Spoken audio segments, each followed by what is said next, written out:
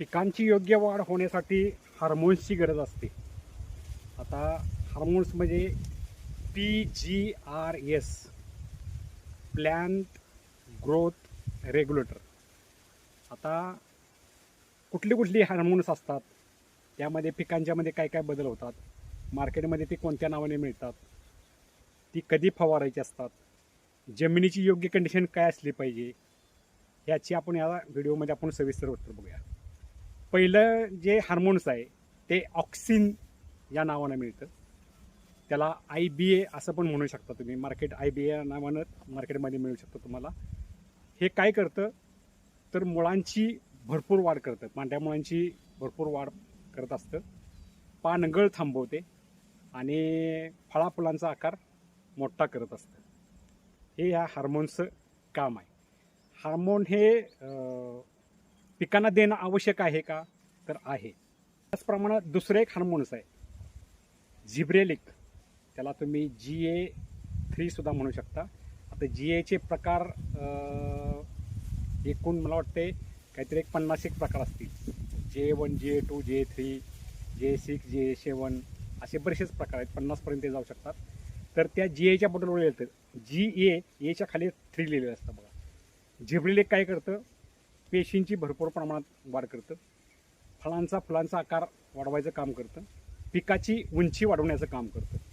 आता हे कोणत्या पिकाला जास्त फायदेशीर ठरतं, तर तुमचं द्राक्ष, डाळिंब आणि ऊस या पिकासाठी हे काम अत्यंत चांगल्या पद्धतीने करू शकतं.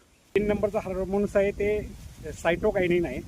सायटोकायनिन हा घटक तुम्हाला वसंत ऊर्जामध्ये मार्केटमध्ये मिळू शकतो. पानातल्या ज्या पेशी असतात त्या पेशींचं विभाजन करतं, पेशींच्या कोशिका भिंती असतात त्या जाड करण्याचं काम करतं, पानांचा हिरवेगारपणा वाढवत असतं आणि याची शिफारस तुम्हाला ऊस, केळी यासाठी सुद्धा होऊ शकते. जर सायटोकायनिन घटक वापरला तर ऊसाची चांगली वाढ आणि कांड्यांची लांबी वाढवायला मदत करत असतं. चौथा घटक आहे हार्मोनचा, तो म्हणजे इथिलीन. इथिलीन तुम्ही मार्केटमध्ये बऱ्याच वेळेला ऐकला असेल शब्द. हे काय करतं तर फळ पिकवायचं काम करत असतं. त्याचबरोबर पीक ताणावर जात असेल तर ट्रेसमध्ये असेल, समजा तुमच्याकडनं पाणी चुकून उन्हाळी पाणी कमी झालं तर ते पीक ट्रेसमध्ये न राहता त्याचा ट्रेस दूर करण्याचं काम हे हार्मोन्स अत्यंत महत्त्वाचं काम करतं आणि फळगळ थांबवतं. या 3 गोष्टी पिकाच्या मधल्या ह्या आता कोण ह्याच्यात शिफारस करू शकता तुम्ही. फार तर डाळिंब आहे, द्राक्ष आहे, फळवर्गीय पिके ह्यात त्याचा वापर तुम्ही करू शकता. 5वा प्रकार आहे तो म्हणजे ॲबॅसिसिक ॲसिड.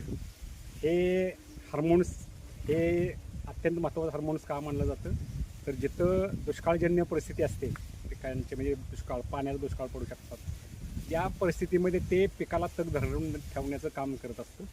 आणि एखाद्या गोष्टीचा ताण, समजा तुमच्या पाण्याकडनं ताण पडला, खताकडनं ताण पडला, तर ते पीक ताणावर जाऊन देत नाही.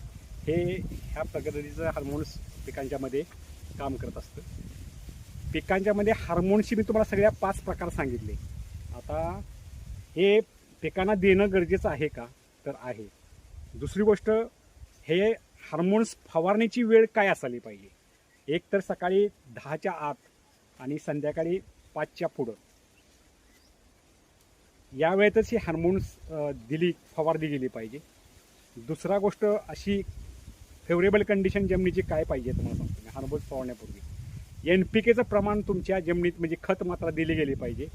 झिंक, फेरस, सूक्ष्मद्रव्याची पण खत मात्रा दिली जाणं आवश्यक आहे. जमिनीत भरपूर प्रमाणात ऊन असणं आवश्यक आहे. या असतानाच फवारणी करायची आपल्याला. आणि फवारणी करताना अत्यंत महत्त्वाची म्हणतोय मी, ते जे औषध PPM मध्ये दिलं असतं त्या PPMचं प्रमाण जरी कमी झालं तरी तुम्हाला रिझल्ट मिळत नाही. PPM जादा झालं म्हणजे 15 लिटरला किंवा 10 लिटरला प्रमाण कसं आहे त्याचं 1 ग्रॅम आहे, तर ते तुम्ही जादा जर घेतलं तर पिकाला खूप मोठे धोके होऊ शकतात. त्यामुळं त्याच्यात किंची मात्र बदल करून चालत नाही. हे हार्मोन्स फवारताना ही अत्यंत अशी महत्त्वाची काळजी घ्यायची. जमिनीत ओलावा असतानाच म्हणजे पाणी दिल्यानंतरच फवारणी घ्या. ऊसावर घ्या, तुमची फळ पिकावर कोणतीही घ्या, पण पाणी ही जमिनीत आवश्यक आहे. दुसरी गोष्ट मी तुम्हाला सांगितलं, NPKचं खत मात्रा तुमच्या जमिनीत उपयोगात आहे, कारण पेशीचं विभाजन करणार आहे. त्यामुळे भरपूर प्रमाणात अन्नाचं आपटेकीकरण करणार आहे, मुळांची वाढ होणार आहे. म्हणजे ही हार्मोन्स अशी काम करतात. पिकांचा सर्वांगीण विकासासाठी हार्मोन्स हे अत्यंत महत्त्वाचे आहेत. आता ही फवारताना मी तुम्हाला काय कंडिशन आहे ती सांगितली. दुसरी गोष्ट, फवारताना सुद्धा या हार्मोन्स बरोबर तुम्ही 1261 ही विद्रव्य खते सुद्धा त्याच्याबरोबर घेऊ शकता. हार्मोन्सची फवारणी करताना पाण्याचा TDS हा 100च्या खाली पाहिजे आणि जमिनीचा pH हा 6.5 ते 7.5च्या दरम्यान असणं आवश्यक आहे. पाण्याचा TDS म्हणजे सर्वसाधारण आपण पाणी घेताना हे 100 TDच्या खालचं म्हणजे ॲक्वाचं पाणी घेतलं तर तुम्हाला अतिशय चांगले रिझल्ट मिळू शकतात. त्याचबरोबर मायक्रोराजा बुरशी जर सोडली तर तुम्हाला मुळांची वाढ ही अतिशय चांगल्या पद्धतीने होत असते. त्यामुळे मायक्रोराजा पण सोडणं, जसं सूक्ष्मद्रव्य NPK सोडलं तसंच मायक्रोराजा पण सोडलं गेलं तर तुम्हाला खूप खूप चांगले रिझल्ट मिळतात. हे हार्मोन्स म्हणजे एक प्रकारची संजीवक आहेत. हे पिकाला वरदान ठरणारी संजीवक आहेत. मी आत्ता 5 प्रकारची तुम्हाला संजीवकं सांगितली, ती पिकाला खूप वरदान ठरणार आहेत आणि ही सर्व पिकांसाठी चालणारी संजीवकं आहेत. हे अत्यंत महत्त्वाचं आहे.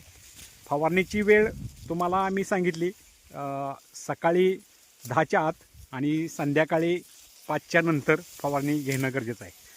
पर्णरंध्र, पानाचा हिरवेपणा, क्लोरोफिलची निर्मिती, आता ह्यात सूर्यप्रकाशाचा महत्त्वाचा रोल असतो.